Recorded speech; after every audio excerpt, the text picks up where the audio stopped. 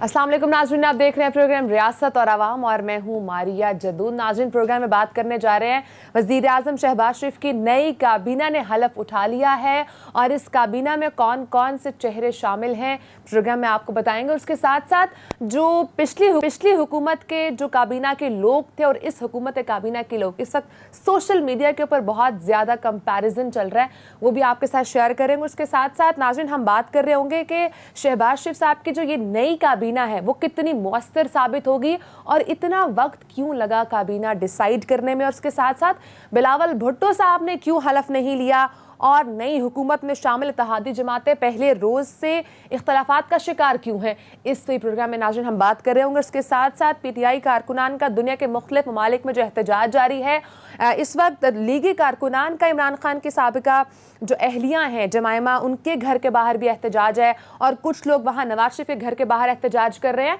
सो इस पर भी बात करेंगे, इस किस्म की रिवायत क्यों डल रही है कि जब भी कुछ ना कुछ हो रहा होता है तो हम देखते हैं कि मुख्तलिफ पार्टी के कारकुनान अपने जो भी लीडर्स होते हैं उनके घरों के बाहर एहतजाज करना शुरू कर देते हैं। उसके साथ साथ नाज़रीन हम बात करेंगे पार्टी फंडिंग केस के हवाले से। अब चूँकि गुज़श्ता रोज़ से अब डेली बेसिस पर इस केस की समाअत भी होगी, तो ये कितना पाकिस्तान तहरीक इंसाफ के लिए दर्द सर बन सकता है, कितना ख़तरनाक साबित हो सकता है और क्या पाकिस्तान तहरीक इंसाफ के लिए इस पार्टी फंडिंग केस में कोई ख़तरा है या नहीं, इससे बात करेंगे। उसके साथ साथ नई हुकूमत के IMF से मुज़ाकरात, इसमें कितनी तब्दीली आएगी या आने वाली है, नहीं आने वाली, महंगाई में कितनी कमी होगी, और उसके साथ साथ बिजली सार्फिन के लिए जो बुरी खबर आई है, बिजली 3 रुपये 15 पैसे फी यूनिट महंगी होने का भी इम्कान है, इस पर भी बात करेंगे। और डॉलर को एक हफ्ते बाद फिर से पर लगना शुरू हो चुके हैं, डॉलर फिर से बढ़ना शुरू हो चुका है और वर्ल्ड बैंक की रिपोर्ट पाकिस्तानी मईशत के लिए खतरे की घंटी बजा रही है, इस पर भी बात करेंगे। तो नई हुकूमत के साथ जो इस वक्त उनके लिए इस जो बड़े चैलेंजेस हैं उस पर बात कर रहे होंगे प्रोग्राम में। नाज़रीन, मेरे साथ स्टूडियोज़ में नहायत ही काबिल जर्नलिस्ट अतर काज़मी साहब मौजूद हैं। सर, बहुत शुक्रिया आपने आज प्रोग्राम को टाइम दिया। सर, सबसे पहले तो बात करेंगे जो नई काबीना बनी है वज़ीर आज़म शहबाज शरीफ के आई, सबसे पहले तो मुझे बताया इस काबीना में जो लोग शामिल हुए हैं, हम बहुत ज़्यादा सोशल मीडिया पे देख रहे हैं कंपैरिजन हो रहा है, जो पिछला नया पाकिस्तान था और अब जो पुराना पाकिस्तान दोबारा से आया है, इस काबीना में और पिछली काबीना में कितना फ़र्क है? देखें, ऑब्वियसली इस काबीना में बहुत सारे ऐसे लोग हैं जो माजी में भी काबीना का हिस्सा रहे हैं। अगर आप देख लें इस वक्त आपको उसमें डाइवर्सिटी इसलिए नज़र आती है कि यहाँ पे बहुत सारी जमातों ने मिल के काबीना बनाई है। हिना रुबानी खर साहबा भी रह चुकी हैं, राना सनाउल्लाह पंजाब के अंदर जिम्मेदारियाँ अपनी निभा चुके हैं, तो बहुत सारे ऐसे नाम हैं जिनको माजी में भी हमने देखा। लेकिन इस दफ़ा जो ज़्यादा चीज़ें ज़ेर बहस हैं वो दरअसल ये है कि बहुत सारे इनके ऐसे लीडरान हैं जिनके ऊपर केसेस वगैरह हैं। होता ये था अगर एक जमात की हुकूमत हो तो उसमें हो सकता है कि 3 वज़रा के ऊपर इस किस्म के कुछ मुकदमात हों। अब वो सारी जमातें हैं जो माशाल्लाह करप्शन के हवाले से जिनके ऊपर इल्ज़ामात लगते रहे, तो वो उन सब ने मिल के हुकूमत बनाई है। तो फिर इसी किस्म की काबीना आनी थी जहाँ पे बहुत सारे इल्ज़ामात हैं और बहुत सारे लोग एतराज़ कर रहे हैं कि गालिबन के 20 से ज़्यादा वज़रा ऐसे हैं जिनके ऊपर इल्ज़ामात हैं करप्शन के या कोई ज़मानत पे है। तो यहाँ पे ये चीज़ भी समझना ज़रूरी है कि हमारे तो अपने वज़ीर आज़म साहब जो हैं वो ख़ुद इस वक्त ज़मानत के ऊपर हैं, तो जैसी इस वक्त हुकूमत है वैसी ही काबीना है आपके सामने। लेकिन इसमें जो सबसे ज़्यादा क्रिटिसिज्म हम देख रहे हैं साहब, वो देख रहे हैं हम अब्दुल कादिर पटेल साहब पे। सो वो आप समझते हैं कि वो क्रिटिसिज्म जो उन पे हो रहा है वो जायज़ है? देखिए, मैं नहीं समझता वो जायज़ है, इसलिए कि कादिर पटेल साहब के ऊपर क्रिटिसिज्म हो रहा है तो बाकी काबीना कौन सी नॉर्वे से आई है, बाकी के भी तो सारे कारनामे हमारे सामने ही है। तो वैसे ही किसी एक शख्सियत को टारगेट कर दिया जाता है। होता ये है कि ज़रूरी नहीं है कि जो वज़ीर उस महकमे का हो वो उस हवाले से एक्सपर्टीज़ भी रखता हो। पॉलिटिकल हुकूमतों में ऐसा ही होता है, पॉलिटिकल लोग चलाते हैं, आगे वजारतें चलाने के लिए अफसरान होते हैं, सेक्रेटरीज होते हैं, वो आपको गाइड भी कर सकते हैं। कादिर पटेल साहब के ऊपर तनकीद इस वजह से हो रही है कि जिस किस्म की ज़ुबान वो पार्लियामेंट के अंदर इस्तेमाल करते रहे, जिस किस्म के उनके ऊपर मुकदमात वगैरह माजी के अंदर बने, तो उस हवाले से उनके ऊपर तनकीद हो रही है। लेकिन वो कोई एक वाहिद शख्सियत नहीं है जिनके ऊपर एतराज़ किया जा सकता है, दीगर भी बहुत सारी शख्सियात। ठीक है, अच्छा, ये जो नई जो काबीना बनी है इसमें एक ये भी हम देख रहे हैं तनकीद हो रही है, वो इस हवाले से हो रही है कि इतना लेट क्यों बनी है। यानी कि PDM की जो प्रॉपर तहरीक चल रही थी और ये इस हुकूमत को गिराने की जो तहरीक चल रही थी वो काफ़ी टाइम से चल रही है, और उसके साथ साथ हमने भी देखा कि जब तहरीक अदम एतमाद आई तब भी बहुत सारी चीज़ें क्लियर हो गई। तो क्या होमवर्क नहीं था PDM का कि अगर हम आगे जाके हुकूमत बनाते हैं तो हम नई काबीना में आएगा कौन और हलफ कौन कौन ले रहा होगा? دیکھیں آپ نے جس طرح ذکر کیا کہ کافی عرصے سے یہ تحریک چل رہی تھی، پی ڈی ایم کی جماعتوں کی ایک دوسرے سے مشاورت بھی ہوتی تھی، لیکن یہاں پہ مسئلہ یہ ہے کہ جب یہ حکومت انہوں نے گھیرائی اس کے بعد اب آپ کو پتہ ہے کہ بہت سارے معاملات ایسے ہیں کہ جو اتنا آسان نہیں اس کو سنبھالنا. اب مہنگائی بھی ہے، عالمی سطح کے اوپر جو مہنگائی کا سامنا ہے وہ بھی آپ کے سامنے ہے. ماضی میں تو یہ لوگ کہتے رہے کہ جی آپ ہمیں ناروے کی یا برطانیہ کی قیمتوں کا ذکر نہ کریں. آپ خود یہ کہہ رہے ہیں، ان کے لیڈران کہہ رہے ہیں کہ جی ہم پیٹرول مہنگا خرید کے سستا بیچ رہے ہیں، کس طرح بیچ سکتے ہیں. تو بہت ساری مشکلات بھی ہو سکتی ہیں. اور جس طرح پھر یہ جو ڈیسیجن تھا حکومت گرانے کا، عمران خان صاحب کی حکومت کو جس طریقے سے گرایا گیا، اس کے اوپر جو عوامی رد عمل آیا بہت سٹرونگ ہے. اور اس سے بالکل یہ واضح ہو گیا کہ اس حکومت کا جو بھی حصہ بنے گا وہ ایک طرح سے عوام کے اندر اپنی مقبولیت کو کھو بیٹھے گا. تو یہی وجہ تھی بلاول بھٹو صاحب نے حلف نہیں اٹھایا. یہی وجہ ہے کہ زرداری صاحب کی خواہش تھی کہ ہمارے لوگ آگے نہ جائیں اور جو سارا نزلہ ہے اس حکومت کا وہ مسلم لیگ نون پہ گرے، اور آگے جا کے وہ یہ موقف بھی لے سکتے ہیں کہ بھائی دیکھیں ہم نے تو مل کے حکومت گرائی تھی، والد صاحب وزیر اعظم بن گئے، بیٹا وزیر اعلیٰ بن گیا، ہمارا کیا قصور ہے. یہ لوگ تو اپنے خاندان سے آگے سوچتے نہیں ہیں. اس لیے کہ ابھی تو یہ سارے جو ہیں ایک دوسرے کے ساتھ مل کے حکومت بنا رہے ہیں. 5-6 مہینوں کے اندر جب یہ اوورسیز پاکستانیوں کے ووٹ کا حق چھین لیں گے، اپنے آپ کو ایک دوسرے مقدمات کے اندر ایک طرح سے این آر او دے دیں گے، تو اس کے بعد یہ سب لوگ نظریاتی ہو جائیں گے اور ایک دوسرے سے لڑائی کر کے پھر یہ انتخابات میں جائیں گے. تو اس کے لیے بھی تو کچھ مواد انہوں نے رکھنا ہے، تو اس وجہ سے کچھ فیصلے اس طرح. لیکن ایک طرف جہاں پر بلاول بھٹو صاحب لنڈن اسپیشل جا رہے ہیں نواز شریف صاحب کو مبارکباد دینے کے لیے، لیکن وہیں پر وہ کابینہ کا حصہ بھی نہیں بن رہے. تو آپ نہیں سمجھتے، جس طرح زرداری صاحب بڑے فخر سے کہتے ہیں کہ یہ وزیر اعظم انہوں نے بنایا، تو آپ کو نہیں لگتا کہ بلاول بھٹو صاحب کو اس کا پارٹ بن کے شہباز شریف صاحب کو مزید مضبوط کرنا چاہیے اور مل کے آگے کام کرنا چاہیے، جسے مل کے حکومت گرائی ہے آگے مزید اس کو کام کو بھی لے کے چلیں؟ دیکھیں بڑا ویلڈ پوائنٹ ہے، پر ہمیں یاد رکھنا پڑے گا کہ ہماری جو تاریخ ہے اس میں بھٹو صاحب کیوں مشہور تھے. وہ مشہور تھے کہ وہ جنرل ایوب کے وزیر خارجہ تھے. تو کیا بلاول صاحب اپنی سیاسی لیگیسی یہ لے کے چلنا چاہتے ہیں؟ شہباز شریف صاحب کے وہ وزیر خارجہ تھے، پہلی دفعہ جب انہوں نے وزارت لی تو وہ شہباز شریف صاحب کی حکومت میں لی. تو ان کے آپس میں جس طرح کے تعلقات ہیں وہ بھی ہمیں پتہ ہے. اس وقت تو یہ صرف مفادات کی وجہ سے ایک دوسرے کے ساتھ اکٹھے ہوئے ہیں. ان کے مفادات مفادات کیا ہیں؟ وہ جو مقدمات وغیرہ ہیں، جس قسم کے کرپشن کے الزامات کا سامنا ہے، اس وجہ سے یہ اکٹھے ہوئے ہیں. لیکن زرداری صاحب کو بھی پتہ ہے کہ سیاسی طور پہ نقصان ہو سکتا ہے، اور اسی وجہ سے ان کی خواہش ہے کہ بلاول صاحب کو وزیر خارجہ نہ بننے دیا جائے. آل دو کہ پارٹی کے اندر سے اس طرح کی اطلاعات آ رہی ہیں کہ بلاول صاحب کی خواہش تھی کہ مجھے بننا دیا جائے. اچھا، وہ خواہش کا اظہار کرتے تھے لیکن بننے دیا نہیں گیا تاکہ یہ اسٹیمپ نہ لگ جائے ان کے اوپر. جی لگتا ہے ایسا ہی ہے. ٹھیک ہے. اچھا، آپ کو کیا لگتا ہے اطہر کہ یہ جو پراپر ابھی کابینہ چلیں، مختلف پارٹیز کی بیس پر ایک کابینہ تو بنی ہے، یہ کتنی مؤثر ثابت ہو سکتے ہیں؟ کتنے ٹائم ڈیوریشن تک یہ چل سکتی ہے؟ کیونکہ آگے مختلف فیصلے آئیں گے، پھر نظریہ مختلف ہوگا، پھر ایک متفقہ رائے کے ساتھ ایک چیزوں کو آگے لے کے چلنا کتنا ڈیفیکلٹ ہو سکتا ہے؟ دیکھیں اتحادیوں کے ساتھ کوئی بھی حکومت ہو اس کو چلانا کافی مشکل ہوتا ہے. عمران خان صاحب کے دور حکومت میں بھی ہم نے دیکھ لیا کہ آئے روز کبھی ایم کیو ایم کو مسئلہ ہو جاتا تھا، کبھی کسی دوسری جماعت کو مسئلہ ہو جاتا تھا. وہ وزارتوں کے مزے بھی لے رہے تھے، جس طرح طارق بشیر چیمہ صاحب ماشاءاللہ وزیر بھی تھے، روز وہ عمران خان صاحب کے خلاف بیان بھی دے دیتے تھے. تو اتحادیوں کو لے کے ساتھ چلنا آسان نہیں ہوتا. اور ایم کیو ایم نے تو پہلے دن ہی جس دن شہباز شریف صاحب نے تقریر کی پارلیمان کے اندر، اسی دن ایم کیو ایم کی جانب سے تحفظات کا اظہار ہو گیا. تو اتنا آسان نہیں ہوگا. لیکن مسئلہ یہ ہے کہ جن لوگوں نے ان کو اکٹھا کر کے حکومت بنائی ہے وہ 6-7 مہینے چلوا بھی لیں گے. ٹھیک ہے. اور ابھی چونکہ آپ نے بات کی ہے کہ نئی حکومت میں جو اتحادی شامل ہیں تو وہ مشکل ہو جائے گا حکومت چلانا، تو بھی آپ کیا سمجھتے ہیں اختلافات مزید آگے اور بھی بڑھیں گے؟ اور یہ ویسے مینلی کیا ایسی چیزیں ہو سکتی ہیں؟ قانون سازی ہو سکتی ہے جس پہ عموماً ایشو بن رہا ہوگا، یا ویسی اوور آل جو فیصلے ہوں گے ان پہ ایشوز بن رہے ہوں گے؟ دیکھیں ان لوگوں کا اس وقت جو سب سے بڑا مسئلہ ہے، ان کا مسئلہ ہے عمران خان. ان کو عمران خان سے آگے کچھ نظر نہیں آ رہا.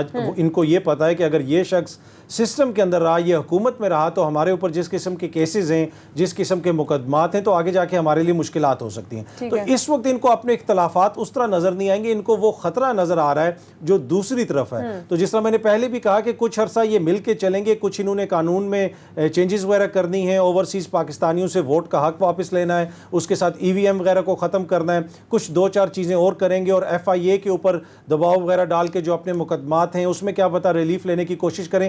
جب یہ سب کچھ ہو جائے گا تو اس کے بعد پھر آپ کو اختلافات سامنے نظر آنا شروع ہوں گے, پھر یہ الیکشنز میں جانے کی بات کریں. اچھا, آپ نے بھی بات کی ہے اطہر کہ اگر وزیر اعظم عمران خان صاحب سسٹم کا پارٹ رہے تو ان کے لیے مشکل ہو جائے گا, لیکن عمران خان صاحب تو کہہ رہے ہیں کہ ہم نے اسمبلی سے استعفے دے دیے ہیں اور اب ہم اس کے بعد اس کو آگے نہیں پروسیڈ کریں گے, ہم اس سسٹم کا پارٹ نہیں بن سکتے, یہ کرپٹ سسٹم ہے.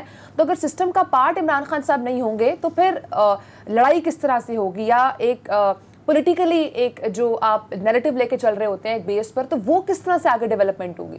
دیکھیں, عمران خان صاحب اس وقت یہ سمجھتے ہیں کہ مجھے اپنا مقدمہ عوام کے پاس لے کے جانا پڑے گا. آپ کو یاد ہوگا کہ جو ہی تحریک عدم اعتماد کی بات ہوئی تو انہوں نے وزیر اعظم ہوتے ہوئے ہی عوامی رابطہ مہم شروع کر دی, جلسے جلوس شروع کر دی, اس لیے کہ ان کو پتہ تھا کہ چیزیں کس طرف جا رہی ہیں. اور اس وقت وہ ایک طرح سے ہیڈ سٹارٹ انہوں نے لیا ہوا ہے, وہ اپوزیشن سے آگے ہیں, 3.5 سال حکومت بھی کر لی. حکومت کے خاتمے کے بعد ایک طرح سے ان کی پوزیشن اس وقت وہ ہے جو اپوزیشن کی ہونی چاہیے تھی, اس لیے کہ جو بھی شخص حکومت میں ہوتا ہے وہ غیر مقبول ہوتا ہے. بہت سارے مسائل ہوتے ہیں, اس حکومت کے بھی مسائل تھے, گورننس کے مسائل تھے, مہنگائی تھی, بہت ساری چیزیں تھیں, لیکن اس کے باوجود آج عمران خان جس پوزیشن میں ہیں وہ بڑی مضبوط پوزیشن ہے, اور وہ یہی سمجھتے ہیں کہ وہ باہر نکلیں گے, عوام سے رابطہ کریں گے اور سسٹم کے اوپر پریشر پڑے گا. سسٹم میں نہ رہنے کا یہ مطلب نہیں ہے کہ وہ اس سسٹم کو توڑنا چاہتے ہیں, لیکن وہ یہ سمجھتے ہیں, اور میری ذاتی رائے یہ ہے کہ اگر وہ اس وقت اسمبلیوں کے اندر بیٹھیں گے تو یہ سسٹم ان کا سیاسی گلا گھونٹ دے گا. اگلے الیکشنز میں ان کو 40 سیٹیں بھی کسی نے نہیں دینی.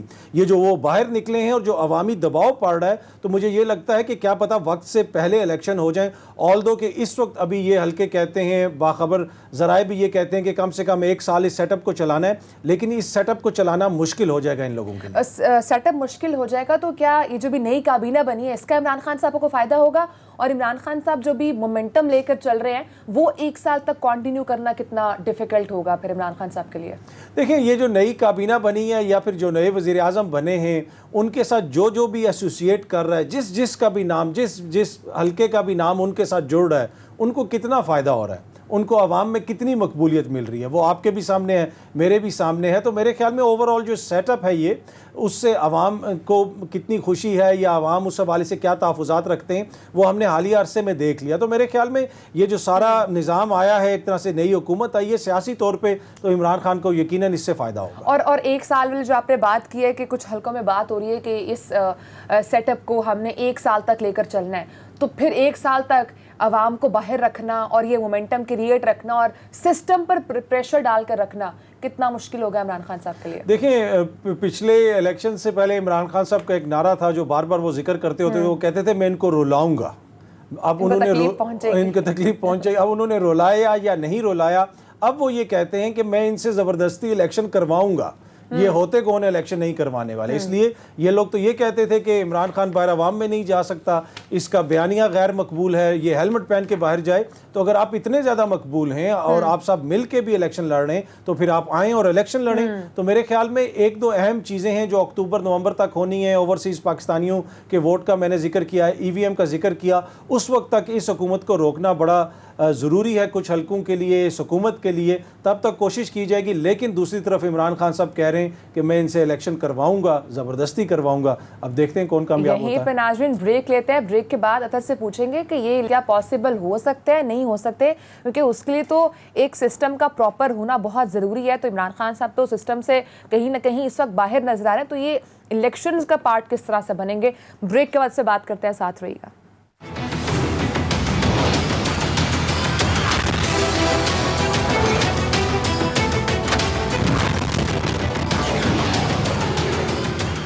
ویلکم بیک ناظرین ہمارے ساتھ اسٹوڈیوز میں موجود ہیں اطہر کاظمی صاحب, اور ان سے ہم بات کر رہے ہیں جو ابھی نئی حکومت کی جو کیبنٹ بنی ہے اس کے حوالے سے. لیکن اب تھوڑا سا آگے پروسیڈ کرتے ہیں. اطہر یہ بتائیے گا, وزیر اعظم شہباز شریف صاحب بہت ایکٹیو نظر آ رہے ہیں, بہت متحرک ہیں, اور یہ ان کے بارے میں پرسیپشن بھی ہے کہ وہ جہاں پر بھی جاتے ہیں گورننس کو کافی اسٹرکٹلی ڈیل کرتے ہیں اور بہت ایکٹیولی کام کر رہے ہوتے ہیں.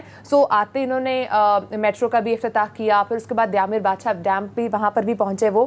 سو آپ کو کیا لگ رہا ہے جو اس وقت ایکٹیویٹیز ہے وزیر اعظم شہباز شریف صاحب کی, وہ کتنا ہیلپ فل ہو سکتی ہے, کتنا فروٹفل ہو سکتی ہے؟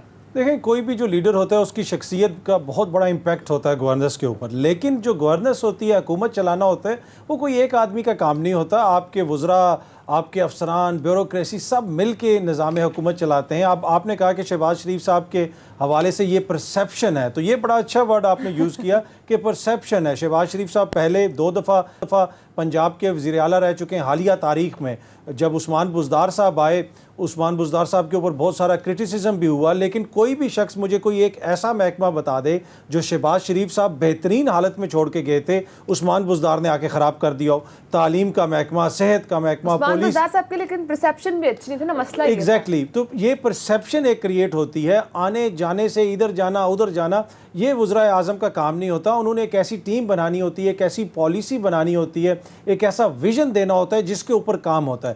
باقی ان کی پرسنالٹی متحرک ہے, اگر وہ دیر تک کام کرتے ہیں یا صبح جلدی اٹھ کے کام کرتے ہیں تو یقیناً وہ پاکستان کے لیے کام کر رہے ہیں. چاہے خان صاحب کریں, شہباز صاحب کریں, مولانا فضل الرحمان صاحب کریں, بلاول کریں, جو بھی کریں, ایز اے پاکستانی ہمیں تو خوشی ہوتی ہے جو بھی پاکستان کے لیے کام کریں. لیکن وزیر اعظم شہباز شریف صاحب یہ بھی تو کہہ رہے ہیں کہ بہت سارے کام ایسے تھے جو وقت سے پہلے ہو جانے چاہیے تھے, لیکن ابھی تک پرانی حکومت نے ڈیلے کیا اور اب ہم آ رہے ہیں اور ہمیں ان چیزوں کو آگے پرسیو کرنا پڑ رہا ہے. دیکھیں, اس سے میں ایگری کرتا ہوں. شہباز شریف صاحب نے یہ بالکل صحیح کہا کہ بہت سارے کام ایسے تھے جو پچھلی حکومت میں ہو جانے چاہیے تھے, نہیں ہوئے, اور اس میں جو سب سے پہلا کام تھا وہ ان کے اوپر فرد جرم عائد ہونا تھا شہباز شریف صاحب کے اوپر, وہ ابھی تک عائد نہیں ہوئی. تو پہلا کام تو یہ کروائیں نا کہ وہ تو کروائیں.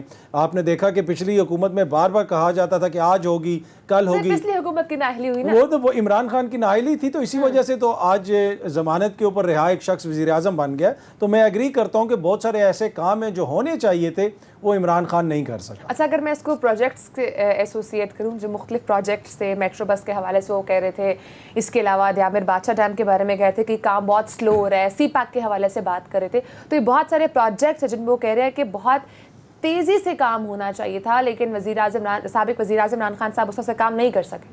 دیکھیں, ہو سکتا ہے کوئی مسائل ہوں. مسئلہ یہ ہے کہ جو پچھلی حکومت تھی عمران خان صاحب کی, یہ نہیں تھا کہ وہ کوئی حکومت اسکینڈینیویا سے آئی ہوئی تھی, اس کے مسائل نہیں تھے. اس کے مسائل ہم نے یہاں پہ دیکھے, گورننس کے ایشو ہم نے دیکھے, بیوروکریسی کے اندر ایشو ہم نے دیکھے, آئے روز آئی جی چینج ہوتا تھا, کبھی چیف سیکرٹری چینج ہوتا تھا. تو کوئی یہ اس میں کوئی شک نہیں کہ پچھلی حکومت کے مسائل تھے, لیکن بتا رہا کون ہے؟ بتا رہا جو ہیں, یہ بھی سوچنے کی ضرورت ہے نا کہ آپ تو خود حکمراں طبقہ ہیں. آپ نے پچھلے 10-11 سال پنجاب میں ایک لگاتار حکومت کی, سندھ کے حکمران آلموسٹ تقریباً 15 سال سے ابھی حکمران ہیں. تو یہ کوئی اپوزیشن اور حکومت کی جنگ نہیں تھی, یہ حکمرانوں کی جنگ تھی. حکمرانوں نے حکمرانوں کو گرایا ہے, اس حکمران کو گرایا ہے جس کے پاس صرف 3 سال تھے, اور دوسری طرف وہ لوگ ہیں جو 30-30, 25-25 سال سے حکومت کر رہے ہیں. تو مسائل ہو سکتے ہیں, لیکن وہ مسائل وہ تھے جو پچھلی حکومتوں سے چلے آ رہے تھے. اگر آپ نے اتنا زبردست نظام چھوڑ کے گئے تھے, آپ کی جو پہلے حکومتیں تھیں, پھر تو اس طرح کے مسائل ہوتے ہی نا.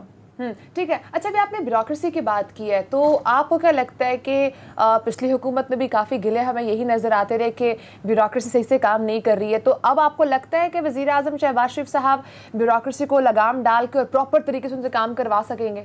دیکھیں, یہ اور اب تو کانسیپٹ, کابینہ بھی ہماری بہت پریکٹیکل ہے, تجربہ کار ہے. پہلے آپ نے فرمایا کہ وہ ہیں جو پہلے رہ چکے ہیں حکومتوں میں. دیکھیں, یہ کام کروانا ہے, یہ کوئی پیٹی تو نہیں کروانی نا کہ وزیر اعظم منہ میں سیٹی رکھ کے پھر رہے ہوں گے, سیٹی ماریں گے, بیوروکریسی کھڑی ہو جائے گی, بیٹھ جائے گی. ایسے نہیں ہوتا. محکموں کے اندر جو کام چلتے ہیں وہ آپ کو جس طرح میں نے بتایا پالیسی کے تحت چلتے ہیں, سب کو اپنے ساتھ لے کے چلنا پڑتا ہے, قانون اور ضابطے کے تحت چلتے ہیں. پہلے ہی آتے وزیر اعظم صاحب نے ہفتے کے دن کی چھٹی ختم کر دی, اس کے اوپر جو ریزنٹمنٹ آ رہی ہے وہ بھی آپ کے سامنے ہے. اور پوری دنیا کے اندر کہیں پہ بھی مختلف بینکس اس وقت احتجاج کر رہے ہیں, مختلف آرگنائزیشن سے احتجاج کر رہے ہیں کہ چھٹی ختم کیوں کی ہے. ویسے آپ سمجھتے ہیں کہ چھٹی ختم کرنا ٹھیک اقدام ہے یا غلط اقدام ہے؟ کیونکہ وزیر اعظم شہباز شریف صاحب کہہ رہے ہیں کہ جو غریب ملک ہیں, جو بھی ترقی یافتہ ملک ہیں, ان کو زیادہ کام کرنا چاہیے. دیکھیں, اب ہمیں یہ تو نہیں ہے نا کہ ہم بیکاری تو نہیں ہے کہ 6 دن بھیک مانگیں گے تو پیسہ آئے گا. کام کرنا ہوتا ہے. کام اگر آپ ترقی یافتہ ممالک دیکھ لیں, ہر جگہ پہ 5 دن کام ہوتا ہے, 2 چھٹیاں ہوتی ہیں. کچھ تو ایسے اسکینڈینیویا کے ممالک ہیں جہاں پہ آپ 4 دن کام ہوتا ہے, 3 چھٹیاں ہوتی ہیں. مسئلہ یہ ہے کہ آپ اگر 3 دن 4 دن 5 دن جتنے دن بھی کام کریں, وہ آپ لگن سے کریں, وہ آپ صحیح طریقے سے کریں. جب تک آپ وہ نہیں کریں گے تو بے شک آپ ساری چھٹیاں بھی ختم کر دیں, پھر بھی کام نہیں ہوگا. ٹھیک ہے. آگے اگلے ٹاپک پہ موو کرتے ہیں. ادھر جو پی ٹی آئی کے کارکنان ہیں اس وقت دنیا کے مختلف ممالک میں احتجاج چل رہے ہیں, اور اس وقت بہت ساری خبریں ایسی بھی سامنے آ رہی ہیں کہ لیگی کارکنان جو ہیں وہ عمران خان صاحب کی جو سابق اہلیہ ہیں جمائمہ خان کے گھر کے باہر بھی احتجاج کر رہے ہیں. اور سیم پیرالل اگر ہم بات کریں تو ہم نے یہ بھی دیکھا کہ جو سابق وزیر اعظم نواز شریف صاحب ان کے گھر کے باہر اس وقت نہیں, مطلب کچھ دن پہلے کی بات ہے کہ پی ٹی آئی کے کارکنان احتجاج کر رہے تھے. تو یہ جو اس وقت ٹرینڈ سیٹ کیا جا رہا ہے کہ گھروں کے باہر جا کے احتجاج کرنا, یہ روایت کس قسم کی ہے؟ دیکھیں اس میں دو مختلف چیزیں. مسئلہ یہ ہے کہ بہت سارے لوگ اس کو کمپیئر کر رہے ہیں جمائمہ کے گھر کے باہر احتجاج اور ایون فیلڈز کے جو فلیٹ ہیں ان کے گھر کے باہر احتجاج. یہاں پہ ایسا ہی ہے کہ آپ تربوز اور کھجور کا موازنہ کر رہے ہو. مسئلہ یہ ہے کہ ایون فیلڈ کے جو فلیٹس ہیں وہ پاناما میں سامنے آئے تھے, ان کے حوالے سے سنگین الزامات ہیں. برطانیہ کے اندر جب ان ایکسپلینڈ ویلتھ آرڈرز آئے کہ کسی کی شخص کی بھی جائیداد ہے پر وہ ایکسپلین نہیں کر سکتا کہاں سے لی گئی ہے, تو ٹرانسپیرنسی انٹرنیشنل نے اس وقت برطانیہ کی حکومت کو 4 پراپرٹیز کے نام دیے تھے کہ اس حوالے سے آپ تحقیقات کریں. اس میں ہمارے سابق وزیر اعظم کے خاندان کے ایون فیلڈ کے فلیٹس بھی تھے. تو جمائمہ کی پراپرٹیز کے اوپر تو کوئی ایسا الزام نہیں ہے کہ اس نے پاکستان سے لیکن کیا قانون کو اس طرح سے ہاتھ میں لینا چاہیے, احتجاج گھروں کے باہر کرنا چاہیے, تھریٹس دینی چاہیے؟ نہیں, احتجاج بالکل نہیں کرنا چاہیے, چاہے کسی صحافی کے گھر کے باہر ہو یا سیاستدان کے گھر کے باہر ہو. لیکن میں آپ کو تھوڑا سا اس کا کانٹیکسٹ سمجھانے کی کوشش کر رہا ہوں جو لوگ دیکھ رہے ہیں کہ ان فلیٹس کے حوالے سے ریزنٹمنٹ کیوں ہے, کیوں لوگ یہ سمجھتے ہیں. اس لیے کہ جو کیس ہوا, پاناما کا کیس ہوا, ہماری عدالتوں کے اندر چلتا رہا, پاناما پیپرز میں سب کچھ سامنے آیا, تو اس وجہ سے وہ جو فلیٹس ہیں وہ سمبل بن گئے ہیں اس چیز کے جو کہ مثال کے طور پہ کہ پاکستان کے اندر جو کرپشن ہوتی ہے, پاکستان کے اندر جو مبینہ بدعنوانی ہے, اس حوالے سے وہ اس کی ایک طرح سے سمبل بن چکے ہیں. باقی جو جمائمہ کے خاندان کی پراپرٹیز ہیں ان کے اوپر تو کوئی ایسا الزام نہیں ہے کہ جی یہ انہوں نے پاکستان سے پیسے لوٹ کے بنائے, لیکن ایسا نہیں ہونا چاہیے. احتجاج آپ کسی اور جگہ پہ بھی ریکارڈ کروا سکتے ہیں. ٹھیک ہے, یہی میرا پوائنٹ تھا کہ گھروں کے باہر چاہے وہ پراپرٹی اس پہ کوئی کیس چل رہا ہے نہیں چل رہا, لیکن گھروں کے باہر احتجاج کرنا شاید مناسب نہیں ہوتا. اسی کو آگے موو کروں گی. جس طرح سے بھی ہم جمائمہ خان نے گھر کے باہر احتجاج دیکھ رہے ہیں جو کہ انٹرنیشنل چیزوں اس میں بھی کور ہو رہی ہیں, تو آپ کو لگتا ہے کہ اس سے عمران خان صاحب کو کوئی پولیٹیکلی گین ملے گا اور لوگ جانیں گے پہچانیں گے عمران خان صاحب کو؟ آلدو پوری دنیا ان کو جانتی ہے, لیکن ایک پاکستان کا وہ لیڈر جس کو وزیر اعظم کے عہدے سے اتارا گیا, اور یہ جو پورا ایک پرسیپشن ہے پولیٹیکل گین, یہ عمران خان صاحب کو مل سکتا ہے؟ دیکھیں اس احتجاج سے ملے گا یا نہیں ملے گا, ویسے ہی عمران خان صاحب کی بڑی گڈ ول ہے ویسٹ میں. آپ دیکھ لیں کہ وہ جدھر بھی جاتے ہیں لوگ ان کو پہچانتے ہیں. برطانیہ کے جو وزیر اعظم ہے بورس جانسن, وہ جب عمران خان سے ملے تو وہ ان کے ساتھ سیلفی لے رہے تھے. وہ ڈیووس میں گئے تو وہاں پہ آپ نے دیکھا بین الاقوامی میڈیا نے کس طریقے سے عمران خان کو ٹریٹ کیا, امریکہ میں کس طریقے سے ٹریٹ کیا. اور دوسرا, عمران خان میڈیا سے بات بھی کر سکتے ہیں. اس وقت ہمارے جو سابق وزیر اعظم ہے نواز شریف صاحب, ان کے حوالے سے ہمارے کچھ صحافی دوست اسلام آباد میں یہاں پہ ہائی کورٹ میں چلے گئے کہ ان کو تقریر کی اجازت دی جائے, میڈیا پہ آنے کی اجازت دی جائے, لیکن وہ دنیا کے میڈیا کے ہب میں بیٹھے ہوئے, لندن میں وہ بیٹھے ہوئے, ان کو کس نے روکا ہے کہ وہ بی بی سی سے بات نہ کریں؟ بی بی سی نے ان کو اپروچ بھی کیا ہے لیکن وہ ان سے بات نہیں کرتے, اس لیے کہ وہ ان کا اس طرح وہ میڈیا کے ساتھ اس طرح ان کی انٹریکشن نہیں ہوتی. اگر عمران خان صاحب کہیں پہ بھی جائیں گے, اگر وہ بیرون ملک بھی جائیں گے, تو میرے خیال میں میڈیا ان سے انٹریکٹ بھی کرے گا, اور جس قسم کا ان کا بیانیہ ہے اس کو میڈیا سنے گا بھی. بے شک وہ ان سے ایگری نہ کریں لیکن ایئر ٹائم ان کو ضرور ملے. لیکن عمران خان صاحب کا جو ایک انٹریکشن رہتا ہے انٹرنیشنل میڈیا سے, وہ بھی بہت بہترین رہتا ہے. سو اب عمران خان صاحب کے پاس کیا آپشنز ہیں کہ وہ سسٹم کا پارٹ بھی رہیں, الیکشنز بھی جیت جائیں, دوبارہ سے ابھر کر وزیر اعظم کے طور پر بھی 2/3 میجورٹی کے ساتھ سامنے آئیں. سو اوور آل اگر میں اس کو ریپ اپ کروں, سابق وزیر اعظم عمران خان صاحب کا سیاسی مستقبل کیا ہوگا؟ کیونکہ اوپر سے بھی اس وقت جو فنڈنگ کیس ہے وہ بھی چل رہا ہے. دیکھیں اس وقت جو عمران خان کر رہے ہیں نا, وہ اپنے سیاسی مستقبل کا فیصلہ نہیں کریں گے.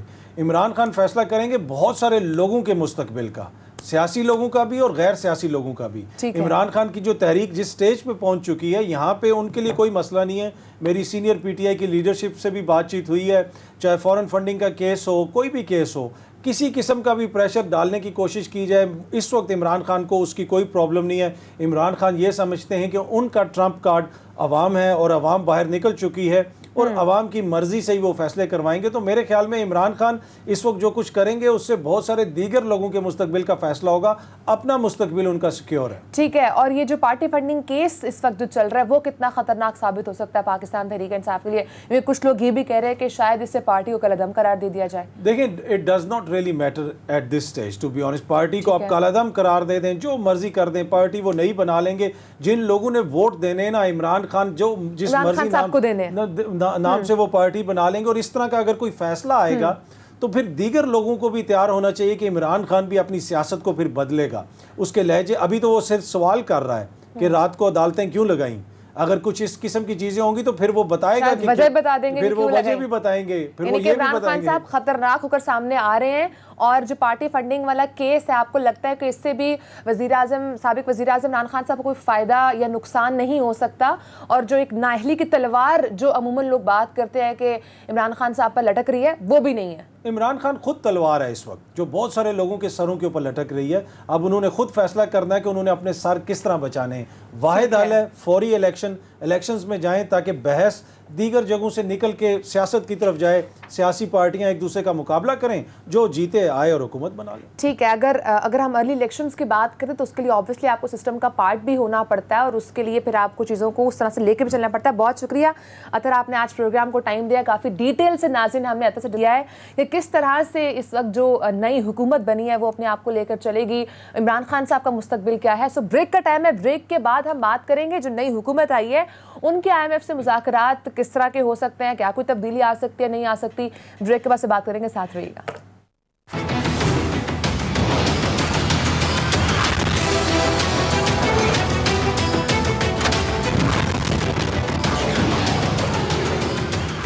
ویلکم بیک ناظرین ہمیں جوائن کیا ہے اسکائپ کے تھرو ماہر معاشیات شاہد حسن صدیقی صاحب نے. سر بہت شکریہ، آپ نے پروگرام کو ٹائم دیا ہے. سر جاننا چاہوں گی اس وقت نئی حکومت آنے کے بعد عوام کے اس نئی حکومت سے بہت ساری اٹیچمنٹس بھی ہیں اور وہ یہ چاہ رہے ہیں کہ شاید اس حکومت کے بعد شاید ہمارے جو معاشی حالات ہیں وہ بہتر بھی ہوں. لیکن جیسے نئی حکومت آئی ہے ڈالر کی قیمت میں کمی ہوئی ہے. خوشخبری بھی سنائی گی کہ نئی حکومت کے آتے ہی 7 روپے ڈالر سستا بھی ہو گیا ہے. لیکن ساتھ ہی اسٹاک مارکیٹ کا بتایا گیا ہے کہ اس میں بھی جو ہے وہ تیزی ریکارڈ کی گئی. لیکن آج کی اگر میں بات کروں تو آج پھر سے اوپن مارکیٹ میں ڈالر 3 روپے مہنگا ہوا ہے اور مہنگا ہونے کے بعد 186 روپے تک جا پہنچا ہے. سر ڈالر ابھی تک سٹیبل نہیں ہوا، تب ہم کیسے ایکسپیکٹ کریں کہ یہ معیشت جو ہے وہ صحیح ٹریک پر جاری ہے؟ دیکھیے یہ تو ابھی ہم نہیں کہہ سکتے کہ معیشت درست سمت میں ہے. بنیادی بات جو یہ ہے کہ پاکستان کی جو معیشت ہے اس کو سنگین ترین خطرات اور سنگین ترین چیلنجز درپیش. وہ جو معیشت ٹھیک ہوگی وہ سینٹیمنٹ سے نہیں ہوگی. جیسے اسٹاک ایکسچینج میں سینٹیمنٹ سے ہو جاتا ہے، یا روپے کی قدر میں جو پہلے کمی ہوئی تھی اچانک کیونکہ عمران خان صاحب نے پیٹرول کے نرخ جو ہے وہ کم کر دیے تھے تو اس کی وجہ سے صورتحال خراب ہو گئی تھی، تو وہ جو کمی ہوئی تھی وہ کمپنسیٹ ہو گئی. لیکن اگر معیشت کو بحال کرنا ہے تو بنیادی نوعیت کے کچھ اقدامات حکومت کو اٹھانے ہوں گے. لیکن وہ تو بات کی بات ہے. اس وقت تو ان کے سامنے مسئلہ یہ ہے کہ ہمارے جو فورن ایکسچینج کے ریزروز ہیں وہ پچھلے 5 ہفتے میں 5.5 ارب ڈالر گر گئے اور ریزروز جو ہیں وہ صرف 45 دن کی درآمدات کے لیے کافی ہے. تو ابھی تو حکومت کی توجہ میرے خیال سے تو پہلی تو یہ ہوگی کہ ان ریزروز کو بڑھایا جائے، چاہے سعودی عرب کے پاس جائیں چاہے چین کے پاس جائیں، وہ بڑھانا پڑے گا. ایک دوسرے جو آپ عوام کی بات کر رہے ہیں تو مہنگائی اس وقت بہت زیادہ ہے پاکستان میں. تو اگر یہ حکومت بجٹ تک مہنگائی کم نہیں کر سکتی تو کم سے کم یہ تو یقینی بنا لے کہ مہنگائی میں مزید اضافہ نہ ہو، جس کا خطرہ موجود ہے. اگر یہ IMF کے دباؤ پر پیٹرول کی قیمتیں بڑھا دیتے ہیں یا بجلی کی بڑھا دی تو یہ چیزیں جو ہے نا، عالمی منڈی میں تیل کی قیمتیں بھی بڑھ رہی ہیں، آپ نے دیکھا ہوگا جو روس کا مسئلہ ہے، یوکرین کا مسئلہ ہے، تو یہ ہمارے اشاریہ اصل میں خراب ہیں. اور اس کے لیے اسٹرکچرل اصلاحات، بنیادی اصلاحات، وہ اصلاحات جو سب پارٹیاں کہتی ہیں مگر کرتی نہیں، کیونکہ ان کے جو مافیا ہے پاکستان میں، یا آپ اس کو ایلیٹ کہہ لیں یا اشرافیہ کہہ لیں، ان کو کوئی ناراض نہیں کرنا چاہتا، جس کی وجہ سے پاکستان کی معیشت مشکلات کا شکار ہے. اب یہ دیکھنا ہوگا کہ یہ پہلا کام تو انہوں نے ریزرو رکھا ہے، دوسرا مہنگائی کا میں نے آپ کو بتا دیا، تیسرا یہ ہے IMF کا پروگرام ان کو بحال کرنا ہے. ہمارے پاس ریزروز نہیں ہے اور IMF اس وقت جو ہے وہ اپنے چھری تیز کر رہا ہے کیونکہ وہ بہت سخت ناراض ہے پاکستان سے. سر یہی سوال کہ حکومت آج سے IMF ساتھ مذاکرات کرنے جا رہی ہے، تو آپ کو کیا لگتا ہے کہ اب ہمیں کوئی نئی کڑی مشکلات کا سامنا کرنا پڑے گا، نئی شرائط سامنے آئیں گی، یا کچھ رعایت ہمیں مل سکتی ہے؟ اور یہ مہنگائی جو مزید بڑھ جاتی ہے، جیسے ہی ہم IMF کے ساتھ مذاکرات ہوتے ہیں تو جب شرائط پڑتی ہیں تو کیا مہنگائی کا ایک نئی مہنگائی کی لیئر کا عوام کو سامنا کرنا پڑے گا؟ دیکھیے آپ نے ایک اہم نقطہ اٹھا دیا ہے. IMF جو ہے پہلے تو ہم سے یہ کہے گا کہ جی آپ نے پچھلی حکومت نے جو 29 فروری کو پیٹرول کی قیمتیں کم کی تھی وہ تو کہتے ہیں آپ بڑھا دیں، کیونکہ وہ معاہدہ تھا کہ آپ کم نہیں کریں گے. آپ نے معاہدہ توڑ دیا تو وہ دباؤ ڈالیں گے کہ وہ آپ ٹھیک کر لیں. پھر وہ یہ کہہ رہے ہیں کچھ آپ ٹیکسوں کی شرح بڑھا دیں، پھر وہ کہہ رہے ہیں بجٹ سارا کم کر دیں چونکہ ٹیکسوں کی آمدنی نہیں ہے.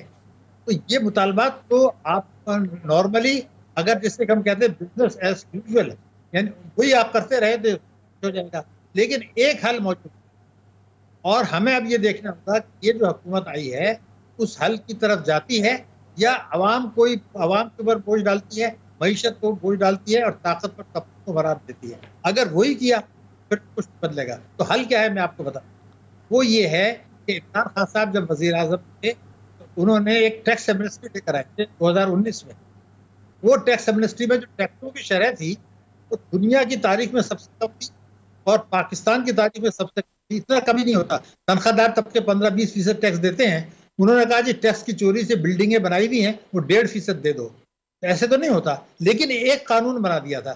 وہ قانون یہ تھا کہ جن لوگوں نے چوری کے اثاثے بنائے ہیں، پراپرٹیز ہیں، گاڑیاں ہیں، بینکوں کے ڈپازٹ ہیں، انہوں نے ٹیکس ایمنسٹی سے فائدہ اگر نہیں اٹھایا، ان کی تفصیلات حکومت نے اکٹھی کر لی ہیں.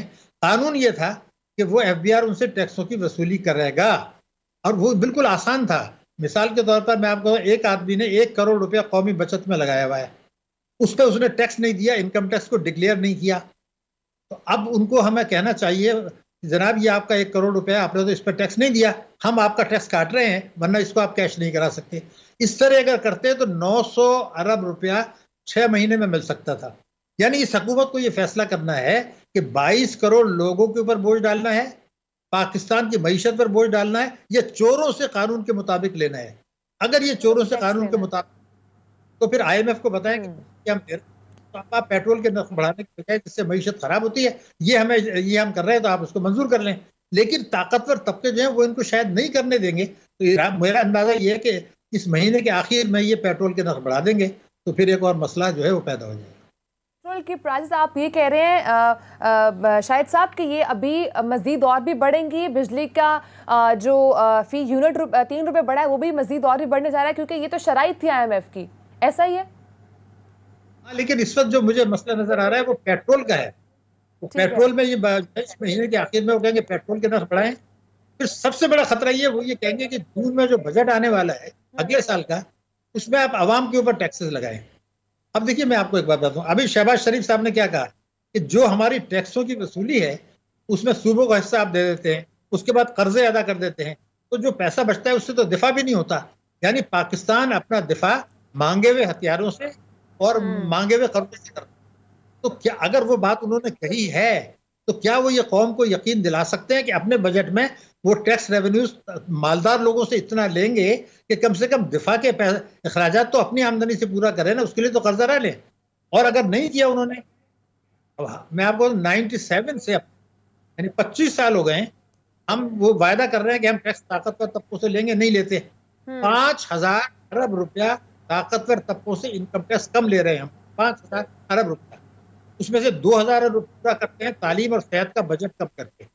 اب دیکھیے تعلیم کا ایسا ہے کہ 23 ملین بچے اسکول نہیں جا رہے پاکستان کے. آئین میں یہ ہے کہ 5 سے 16 سال کا ہر بچہ مفت اور لازمی تعلیم گورنمنٹ دے گی اس کو. تو جب آپ بجٹ میں پیسہ ہی نہیں رکھ رہے تو پھر وہ 23 ملین بچے کب پڑھیں گے؟ اور کیا پارلیمنٹ نئی حکومت کے لیے اگر میں ٹاپ 3 پرائرٹیز پوچھوں اس معیشت کو سیٹ کرنے کے لیے تو آپ وہ کون سے 3 سجیشنز دیں گے اس حکومت کو؟ نہیں، پہلے تو ایمرجنسی کا میں نے آپ کو بتایا ریزروز بڑھانا، دوسرا IMF کا کام میں جانا، تیسرا یہ کہ مہنگائی کو نہ بڑھنے دینا. اس کے بعد جو اصل مسئلہ ہے وہ ہے معیشت کو پائیدار مضبوط بنیادوں پر کرنا، جس میں ٹیکس کی وصولی بڑھانی ہوگی، عوام پر بوجھ ڈالے بغیر برآمدات بڑھانی ہوں گی.